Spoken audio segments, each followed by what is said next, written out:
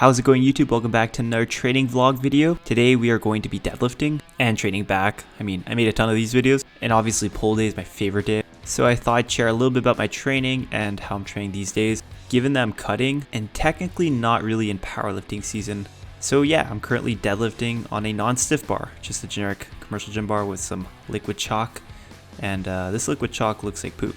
Also, these clips I'm using, these are my clips, they're pink, courtesy of Jess Squats. I have to use on these plates because if I do not, they will slant because they are gaping plates. But anyways, your eyes did not deceive you. I went 405 to 545 because I don't feel like doing a ton of sets. Now, I've been training a little bit more aggressive in my warm-ups, mostly to just save time, to be quite honest. But my rule of thumb is that if you feel like you need a warm-up or you're questioning if you need another warm-up, always take another warm-up. But always try to conserve as much energy as possible by maybe just doing a single. But in the last bit of this block, I've been pulling heavy singles around RP 6 to 8. Originally, I was only going to pull up to 595, but the setup felt a little too easy to stop there. And because I'm not on any particular powerlifting prep, there's not really any respect for reserve in my training yet when it comes to singles. Of course, my back downs, I'm respecting that, like I'm doing 455. For pause singles after doing 675, you might be curious what percentage this is. It's about 60.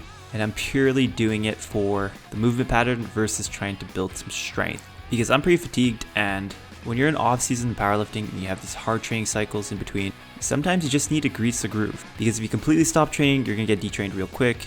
And if you keep training too heavy, you're going to fail or even worse, get snapped up. So now we're getting to my favorite back movement, the dumbbell row. I warmed up earlier with 105 and it just went straight to my top set. Now my form is not very strict at all. The tempo is not really controlled. It's not the worst form you've ever seen, but it's also not the best. But my goal right now with dumbbell rowing is to, one, do a movement I really enjoy, and second, do a movement that's going to challenge my back in a hinged position. Now if you pay attention, I'm doing this almost parallel to the floor, and at the same time I kind of use this as a movement to practice bracing, and I find the dumbbell row to be one of the few back movements that actually has carryover for the deadlift. So with a lot of these movements, I do one hard set and then I go for one lighter set with slightly more controlled technique.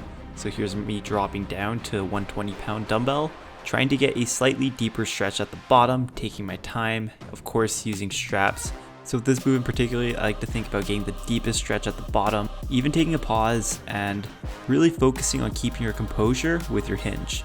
Do not let your torso or spinal extension guide the movement. You do not want to derive momentum from anywhere but the scapula. Now because I went heavy on the dumbbell rows and I went heavy on the deadlifts, doing something more focused on the muscle contraction, and that's going to be an assisted pull down. Very similar to doing a regular pull down, machine pull down, but the main difference between this and the traditional lat pull down is that you do not need to focus on having to extend at the hips and torso, backwards and forwards, flexion or extension, so you get to really focus on the stability aspect because you can extend really hard at the hips and guide the movement with your scaps versus a combination of your hips. I notice a bigger difference if I'm at the top and at the bottom with a deeper stretch. Try out, don't really focus on the load too much. All these machines are kind of different depending on what brand you're using and what type of grips are available.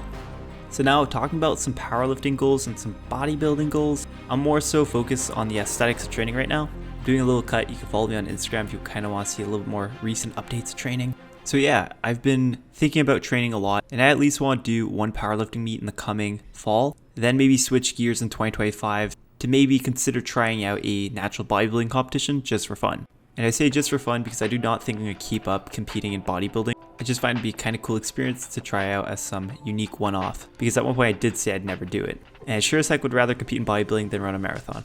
Because let's be honest, I'm getting close to 30. A lot of people want to challenge themselves some way, somehow. I'm not doing a marathon yet. I'll stick to bodybuilding instead. So here we're doing one of the staples, the rear delt cable fly. Now I can see my training technique's not perfect all the time. Definitely engaging some of that trap action here. But I'm also thinking about purposely extending and protracting the scaps to try and engage the rear delt as much as possible. This technique is very much similar to a reverse pec deck version, but I'm going to be honest, it works much better when the cable is a little bit lower. Now this is another one-off movement I don't really do that much. A one-handed cable pull down with focus on the lat by bringing the elbow in and thinking about closing the gap between the elbow and rib cage. In this video, I'm trying to readjust because the way I'm pulling it is not completely straight, and so it's a little bit awkward of resistance pathway. I shifted over my butt so it can come straight down. It's pretty good lat movement, yeah, I'm not gonna lie. If I were to critique my own training, I probably would do this a little bit more leaning back from the start and then slowly lean forward. Hey, I'm not perfect in my training. I don't think anyone's really perfect with their training. I'm not gonna sit here and freak out and get analysis by paralysis and be like, hey, I need to clean everything up because I'm losing gains. And yes, there's a spectrum where if you train super ass or super sloppy that you're not gonna maximize the full potential. But if you're kind of doing the movement 90% right, always strive to get better. I'm not saying don't get better, but do focus on the effort versus being frozen in time about whether or not you're doing the training right or looking stupid. Train with intent. Also train smart, but training intent is very freaking important. Right here, if you're looking, I'm shaking a little bit. I call it shaken failure. When you reach a stage of shaken failure, right around RP 8 to 9. Some movements that are more stable are quote unquote easier to get into shaken failure. Now this is a pull day, so we are doing some biceps.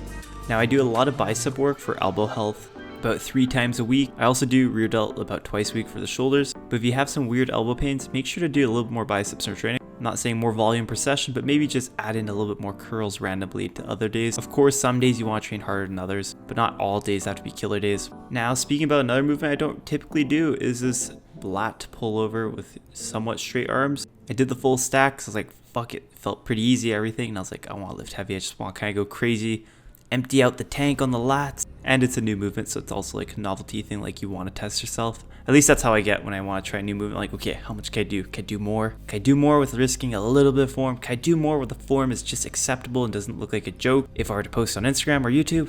Because, you know, Instagram, YouTube, the best way to sit your ass down if you're ego lifting. Again, it's not really a movement I typically do. It's a one-off movement as well. But after a session, I feel my back. I'm definitely going to incorporate it if I could see a version of it. Don't really like doing it standing or with a hinge. It feels a lot more comfortable on a machine like this where it's more stable. Jeez, look at this zoom up. I think I need a 10 as well. And now that we're zoomed in on this, what the hell? I'm using beats from 2019. What's going on? Fun story. I had my AirPods. I entered the elevator. I popped one out. It bounced off the carpet as the door was closing and it fell through the elevator shaft. I don't want to look like a Bluetooth man like gyms, so I'm not just rocking one AirPod. Also, it looks like I'm inviting conversation in the gym, which to be honest, because I'm cutting, I need to lock in real hard. Basically with the cut, I think I just need to train a little bit harder. Because when I was bulking, I kind of got a little bit complacent with my training. I looked in the mirror, I'm like, damn, you look like shit. Also was deciding to go down in weight, so I was like, you know what? I need to drop my volume a little bit so that I don't get overtrained. And so yeah, like bulking is a little bit crappy in your mind, gives you a little bit of body dysmorphia, but when you cut down, it should be worth it if you did it right. But anyways, I hope you liked this video. Like, subscribe, comment below if you like these style videos. We might see another one in your future. If not, let me know what you'd like to see. Peace.